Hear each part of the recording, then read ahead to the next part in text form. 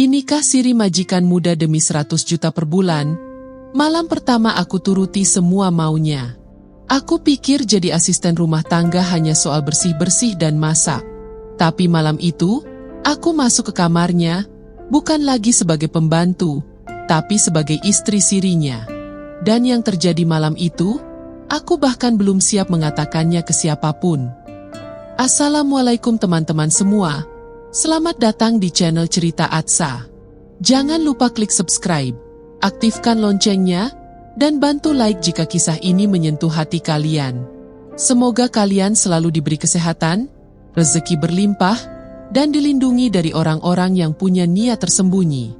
Aku Aulia, dari Cirebon, dan inilah ceritaku. Aku anak sulung dari 3 bersaudara, lahir dan besar di sebuah desa kecil di pinggiran Cirebon. Ayahku tukang becak, ibuku sesekali membantu tetangga bikin keripik singkong. Hidup kami sederhana, bahkan kadang kekurangan. Sejak kecil, aku terbiasa makan hanya dengan garam dan nasi panas. Tapi aku tidak pernah mengeluh. Aku hanya punya satu tekad, bisa membantu orang tuaku keluar dari kemiskinan. Lulus SMP, aku tidak bisa melanjutkan sekolah. Kami tidak sanggup bayar seragam dan iuran sekolah. Bahkan untuk beli sepatu pun kami harus utang ke warung. Aku putus sekolah, tapi tidak putus harapan. Sejak saat itu, aku kerja serabutan. Dari bantu warung tetangga, jual es lilin, sampai bersih-bersih rumah warga yang mau kasih upah seikhlasnya. Suatu hari, temanku yang sudah duluan kerja di Jakarta menelpon. Katanya ada lowongan kerja sebagai asisten rumah tangga, Art, di rumah majikan temannya. Gajinya lumayan, 5 juta sebulan, makan dan tempat tinggal ditanggung, dan katanya majikannya baik, masih muda, dan tinggal sendirian. Aku sempat ragu, Jakarta terlalu asing bagiku. Tapi ketika ibu tiba-tiba jatuh sakit dan kami tak punya uang buat berobat, aku tahu, ini mungkin jalan keluarku. Dengan uang pinjaman, aku naik bus malam ke Jakarta. Aku masih ingat betapa gugupnya aku saat turun dari bus di terminal. Tapi temanku menjemput dan langsung membawaku ke rumah majikan barunya di kawasan elit Jakarta Selatan. Saat pertama kali aku melihat rumah itu, aku ternganga. Besar, bersih, dan sangat mewah. Tak pernah aku bayangkan sebelumnya bisa bekerja di tempat seperti ini. Rumah itu terdiri dari 2 lantai, penuh dengan kaca dan tanaman hias. Seperti rumah-rumah di sinetron. Tapi lebih mengejutkan lagi ketika aku diperkenalkan dengan majikanku. Namanya Mas Raihan. Usianya sekitar akhir 20-an, tinggi, rapi, wajahnya bersih dan tampan seperti aktor Korea. Dia tidak banyak bicara, tapi sopan dan tidak memperlihatkan sikap sombong seperti yang sering kudengar tentang majikan Jakarta. Di hari pertama, ia hanya bilang, "Kerjakan semua dengan ikhlas, ya. Aku gak suka yang neko-neko." Kalimat itu sederhana, tapi suaranya dalam dan tegas. Pekerjaanku tidak sulit. Rumah itu bersih, hanya perlu disapu dan dipel tiap pagi. Aku juga menyiapkan sarapan dan makan malam. Selebihnya aku diberi waktu istirahat. Tidak ada ibu rumah tangga galak atau anak-anak rewel. Hanya aku dan Mas Raihan. Minggu demi minggu berlalu. Ia sering pulang malam, kadang membawa makanan untukku. Bahkan pernah membelikanku sandal baru ketika melihat kakiku lecet. Aku mulai merasa nyaman, meski tetap menjaga jarak. Tapi dalam hatiku, aku sering bertanya, kenapa pria setampan dan sekaya itu tidak menikah? Dan aku tak tahu bahwa pertanyaan itu akan dijawab dengan cara yang tak pernah aku bayangkan. Sudah hampir 2 bulan aku bekerja di rumah Mas Raihan. Semuanya berjalan tenang dan teratur. Ia tetap seperti biasa, pendiam, tapi perhatian. Sering membawakan makanan pulang, kadang menitipkan oleh-oleh kecil saat keluar kota. Aku tak pernah merasa diganggu atau direndahkan. Justru perlakuannya kadang terlalu baik untuk seorang majikan. Sampai akhirnya, ada satu momen yang mengubah segalanya. Hari itu, Mas Raihan baru pulang dari luar kota. Waktu itu sudah hampir pukul 11 malam. Aku belum tidur karena sedang menyetrika baju di ruang belakang. Tiba-tiba ia datang menghampiri. Wajahnya lelah tapi ekspresinya serius. Tanpa basa-basi, ia berkata pelan namun jelas. "Aulia, aku mau bicara serius. Tapi kamu harus tenang dulu." Jantungku langsung berdetak tak karuan. Aku berhenti menyetrika, mencoba tetap sopan meski rasa gugup menyelimuti. Aku butuh seseorang, tapi bukan sebagai pembantu. Aku butuh istri, tapi secara siri, ucapnya sambil menatap lurus ke mataku. Aku tercengang, tidak yakin apakah telingaku salah dengar.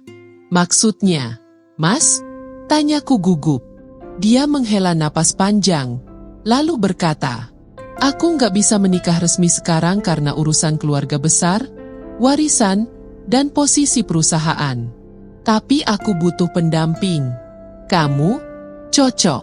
Kamu jujur, kalem, dan tidak banyak tuntutan. Kalau kamu bersedia jadi istri siriku, aku akan kasih kamu 100 juta per bulan." Aku serius. Dunia seperti berhenti berputar. 100 juta? Itu lebih dari cukup untuk lunasi semua utang keluarga, bangun rumah, bahkan menyekolahkan adik-adikku sampai kuliah. Tapi bersedia jadi istri siri? Tanpa nama resmi di kakak, tanpa restu orang tua, tanpa janji di pelaminan, tanpa masa depan yang pasti. Aku merasa campur aduk, antara terkejut, takut, dan sedikit tersanjung. Ya, jujur saja, di lubuk hatiku yang paling dalam, aku pernah memendam rasa pada Mas Raihan. Tapi aku tahu batasku. Aku cuma pembantu. Dan tawaran ini seperti pintu yang terbuka, tapi menuju jurang. "Kenapa saya, Mas? Banyak perempuan di luar sana yang lebih cantik, lebih segalanya?" tanyaku pelan. Dia tersenyum tipis. "Karena kamu beda. Dan aku nggak butuh cinta. Aku butuh kepercayaan." Aku minta waktu untuk berpikir. Tapi malam itu aku tidak bisa tidur. Uang itu bisa menyelamatkan keluarga. Tapi bagaimana dengan harga diriku? Apa aku akan dihormati? Apa aku akan bahagia? 3 hari kemudian, aku memberanikan diri berkata, "Kalau Mas masih serius, saya terima. Tapi dengan syarat, jangan pernah sakiti saya." Dia hanya mengangguk. "Aku nggak akan menyakitimu. Tapi kamu harus tahu setelah akad nanti, kamu jadi istriku." Dalam segala hal, aku hanya diam. Dalam hati, aku menahan napas.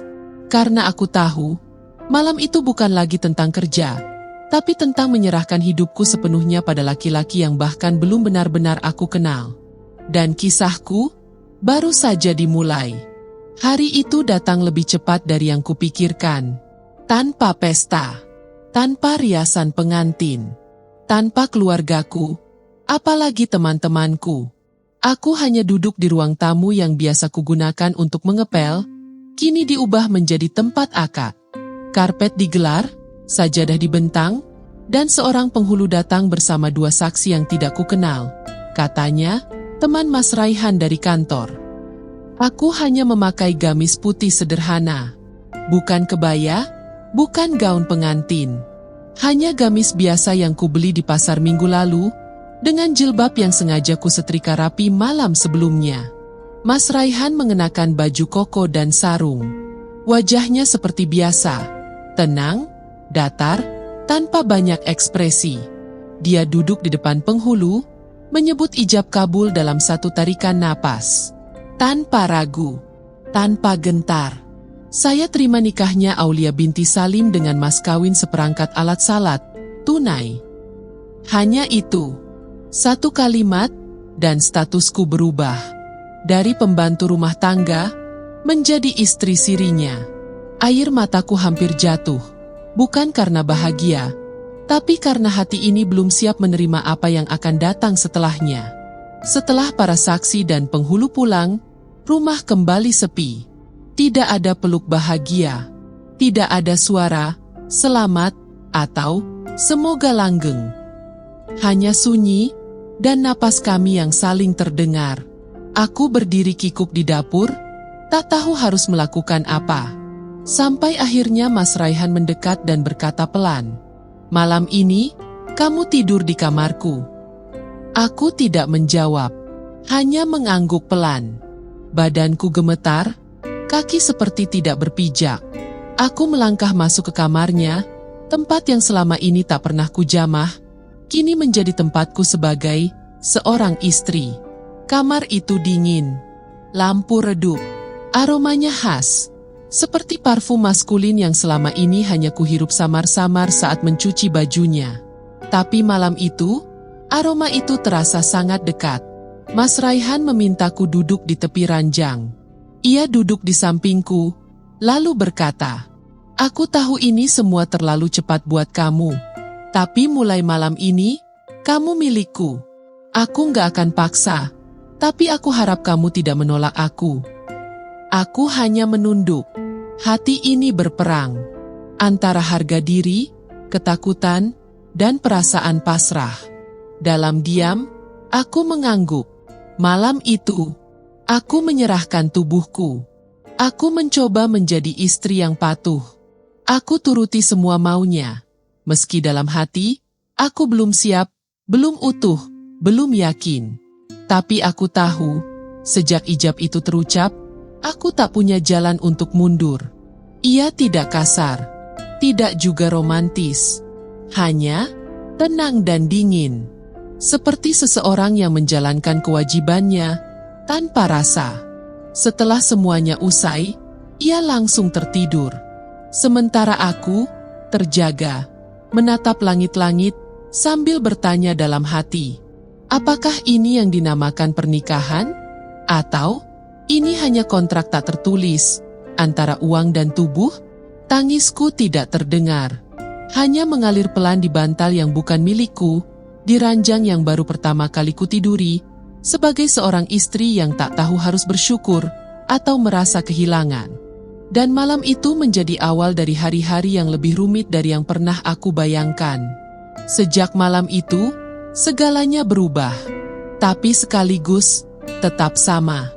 Aku memang tak lagi menyapu lantai, memasak, atau mencuci pakaian seperti sebelumnya. Semua pekerjaan rumah kini digantikan oleh art paruh waktu yang datang siang hari. Tapi meskipun tugasku hilang, aku tetap tidak merasa seperti seorang istri. Mas Raihan bersikap baik, sopan, dan dingin. Hubungan kami berjalan tanpa kata-kata manis, tanpa pelukan hangat pagi hari, tanpa obrolan ringan di ruang makan. Ia memperlakukanku seperti seseorang yang harus ada di rumah, tapi tidak perlu diajak bicara lebih dari 10 kalimat per hari. Hari-hariku terasa seperti hidup dalam hotel mewah tapi tanpa jiwa. Aku bangun pagi sendirian, makan siang sendirian, bahkan menonton TV pun sendirian. Ia hanya datang di malam hari, masuk kamar tanpa ketukan, lalu mengajakku tidur bersamanya. Kadang bicara sedikit, kadang tidak sama sekali. Dan setelah itu, ia tidur. Sementara aku kembali terjaga dalam sunyi. Aku mencoba mencari peran. Aku bukan lagi pembantu, itu jelas. Tapi aku juga bukan istri dalam artian sebenarnya. Aku tak mengenal keluarganya. Tak boleh bertemu teman-temannya. Bahkan aku tidak diizinkan memegang HP. Ia bilang, "Nanti kamu terganggu. Fokus saja di rumah. Aku cukupkan semua kebutuhanmu." Setiap awal bulan, ia mentransfer uang 100 juta ke rekening atas namaku. Dan itu membuatku makin bingung. Apa aku dibayar untuk jadi istrinya? Atau ini hanya kontrak fisik dengan label pernikahan? Suatu malam, aku memberanikan diri bertanya saat ia duduk di balkon. "Mas, kenapa saya nggak boleh keluar rumah? Bahkan ke minimarket pun nggak boleh." Dia menatapku sebentar, lalu menjawab dengan datar, "Karena aku nggak ingin orang tahu. Pernikahan ini untuk kita saja. Di luar sana, statusku masih lajang. Itu penting untuk karir dan urusan keluarga." Aku tercekat. Lalu pelan aku bertanya lagi, "Jadi saya ini, apa, Mas?" Ia tersenyum tipis, seperti menahan sesuatu. "Kamu istri. Tapi kamu juga harus paham situasinya. Kita sudah sepakat sejak awal, kan?" Aku terdiam. Ya, kami memang sepakat. Tapi aku tak pernah membayangkan rasa sepi ini begitu dalam. Tidak ada cinta, tidak ada pegangan, hanya rutinitas yang hampa dan uang yang tak bisa mengisi kekosongan hatiku. Aku mulai kehilangan diriku. Aku dulu gadis desa yang ceria, sederhana, dan punya cita-cita. Tapi kini, aku seperti boneka hidup di rumah besar yang sunyi. Senyumku menghilang, nafsu makanku turun, dan malam-malamku diisi oleh pertanyaan yang tak pernah terjawab. Apakah aku dipilih? Atau hanya dibeli? Satu-satunya pelipur lara hanyalah telepon diam-diam ke ibuku seminggu sekali. Lewat HP paruh waktu yang datang bersih-bersih siang hari. Tapi aku tak pernah cerita apapun. Aku hanya bilang, "Aku kerja di tempat baik, Bu. Uangnya cukup. Doakan Aulia sehat terus." Padahal, yang aku butuh bukan cuma doa, tapi pelukan, pegangan tangan, dan sebuah kalimat sederhana yang belum pernah kudengar dari mulut Mas Raihan. "Aku sayang kamu." Tapi itu hanya harapan. Dan semakin lama aku di rumah itu, semakin jelas satu hal. Aku bukan siapa-siapa. Aku bukan istri dalam arti sebenarnya. Tapi aku juga bukan pembantu. Aku hanyalah perempuan yang dikurung dalam rumah mewah, dengan status yang bahkan aku sendiri tak mampu jelaskan. Hari-hariku makin terasa sempit, walaupun aku tinggal di rumah seluas villa. Waktu berjalan lambat, dan aku makin merasa menjadi bayangan dalam hidup seseorang yang tidak benar-benar ingin aku ada. Tapi semua itu masih bisa kutahan, sampai hari aku menemukan kebenaran. Hari itu, Mas Raihan berangkat keluar kota selama 2 hari. Ia membawa serta laptop kerjanya yang biasa, tapi entah kenapa, kali ini ia meninggalkan satu laptop kecil di ruang kerja, katanya laptop cadangan. Entah dorongan apa yang membawaku masuk ke ruang kerja itu. Mungkin rasa sepi, mungkin karena ingin tahu lebih dalam tentang siapa sebenarnya lelaki yang kusebut suami. Aku duduk di depan laptop, tangan gemetar saat membuka layarnya. Tidak ada password. Mungkin ia terlalu percaya padaku, atau terlalu menganggapku tidak penting untuk jadi ancaman. Saat kubuka folder-folder di desktop, mataku langsung tertuju pada satu nama, arsip pribadi. Aku klik. Ada banyak file. Foto-foto perempuan. Dokumen akad nikah siri. Beberapa dengan nama berbeda. Dan di antaranya, ada satu folder berjudul Istri Siri 2022. Tanganku kaku. Keringat dingin mulai mengalir. Kubuka folder itu, dan di dalamnya ada 3 nama perempuan. Dengan foto-foto mereka sedang memakai gamis akad, beberapa terlihat sedang duduk berdua di meja makan yang sama seperti yang ada di rumah ini. Bahkan ada rekaman suara, terekam samar. "Aku nggak akan paksa kamu, tapi kamu milikku." Kalimat itu sama persis seperti yang ia katakan padaku malam itu. Hatiku remuk. Aku menangis. Bukan hanya karena sakit hati, tapi karena aku sadar, aku bukan satu-satunya. Aku bukan dipilih karena istimewa. Aku bukan istri. Aku hanya bagian dari pola. Perempuan kesekian yang dijadikan istri sementara, dibayar mahal, lalu hilang entah kemana. Malam itu aku duduk di pojok kamar. Lampu tidak aku nyalakan. Aku memeluk lututku sendiri, mencoba memahami, apakah semua ini salahku? Keesokan harinya, Mas Raihan pulang. Aku tidak menyapanya. Aku hanya berdiri diam, sambil menatap matanya. "Aulia, kenapa kamu lihat aku begitu?" Aku menjawab pelan, "Saya udah tahu semuanya, Mas. Saya tahu saya bukan satu-satunya." Dia menatapku dalam, lalu perlahan duduk di sofa, dan berkata, Aku nggak pernah janji kamu yang pertama, atau satu-satunya. Tapi aku juga nggak pernah bohong. Semua dari awal sudah jelas. Kamu terima uang, dan jadi istriku. Tanpa ikatan sosial. Tanpa tuntutan. Hatiku makin hancur. Jadi ini hanya soal uang dan tubuh? Tidak ada rasa sama sekali? Dia menggeleng pelan.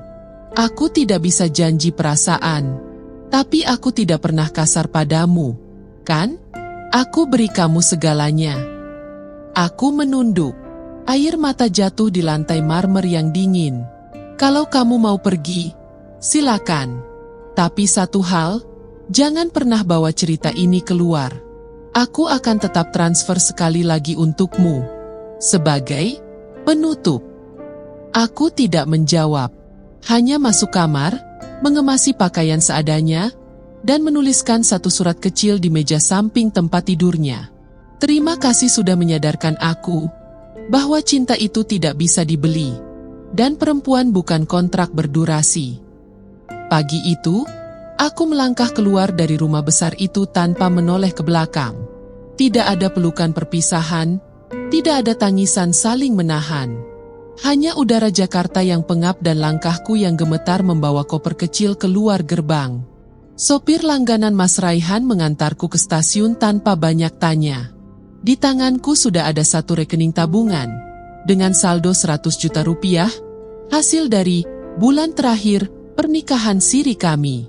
Jumlah uang yang besar, tapi rasanya seperti memegang bara. Hangus, tapi tak bisa aku lepaskan. Sesampainya di kampung, orang tuaku menyambutku dengan pelukan dan senyum. Mereka tidak tahu apapun. Bagiku, itu cukup. Aku hanya berkata bahwa kontrak kerjaku di Jakarta sudah selesai, dan aku ingin mulai usaha kecil di kampung. Dengan uang itu, aku bangunkan rumah sederhana untuk orang tuaku, dan membuka warung sembako kecil. Tak mewah, tapi cukup untuk hidup dengan tenang. Perlahan, aku mulai menata ulang hatiku yang hancur. Tapi luka itu tidak hilang. Setiap malam, ketika aku memejamkan mata, aku masih bisa membayangkan suara pintu kamar itu terbuka. Suaranya yang dalam berkata, "Kamu milikku malam ini." Dan aku hanya bisa diam, pasrah, seperti boneka hidup. Aku tidak menyesal menerima pernikahan itu. Tapi aku juga tidak bangga. Kadang aku bertanya, jika waktu bisa diputar ulang, apakah aku akan menolak tawaran itu?